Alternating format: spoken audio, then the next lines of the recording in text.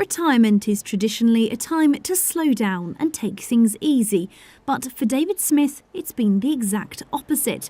Since he left his job as a company director 3 years ago, life's been all about ticking off a wish list of challenges. His latest, the Clipper round-the-world yacht race, sailing from the UK to Australia. And I retired because the company had been taken over. I could have stayed on as a director. My dad had passed away that year, and I sort of took stock and thought I can actually, very lucky, can afford to leave, and there's lots of things I want to do in life. So I left. I've got a bucket list of stuff I want to do. I don't think sailing around the world in a yacht was on that bucket list. But he's done it anyway. With his sailing experience limited to the Norfolk Broads, he's taken part in 4 weeks of training ahead of the 3-month challenge starting in August.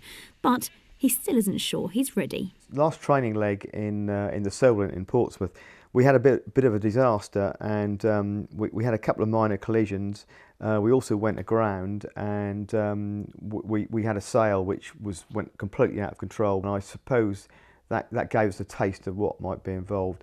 You get hurricanes, the boat will be travelling at over 30 knots, which is about 35 miles an hour at times. And you can expect waves which are larger than 3-storey buildings. It won't be the first time he's been out of his comfort zone. He spent months at a time in Brazil volunteering in the favelas in Rio de Janeiro, helping a children's club to keep them off the streets and away from drugs. Something he says is rewarding, but not without risks, as he's been pickpocketed, his friends have been robbed at knife point, and he even had a near-death experience. We went to a hostel, beautiful looking wooden hostel, which overlooked our hostel. We stood on this balcony for 15 minutes or so, and we had a picture. So we went back and leant against this rail, and it gave way. And there's about a 30-foot drop the other side, and I actually was falling, and someone grabbed me back. And we sort of said, wow, you know, and we know the medical facilities are not fantastic in Rio, so that was pretty scary.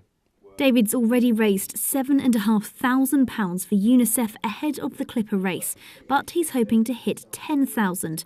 After that, he plans to do more volunteering, both back in Rio as well as in India and other parts of Asia, ticking off a bucket list which doesn't seem to be getting any shorter.